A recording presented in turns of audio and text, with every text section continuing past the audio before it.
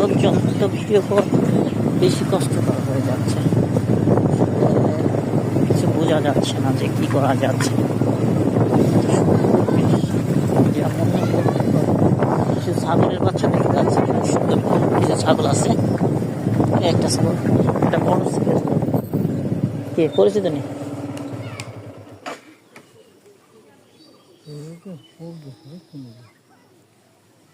আপনার চোখের ভিতরে পোক যায়, গালের ভিতরে পোক যায়, আমি তো বুঝলাম না।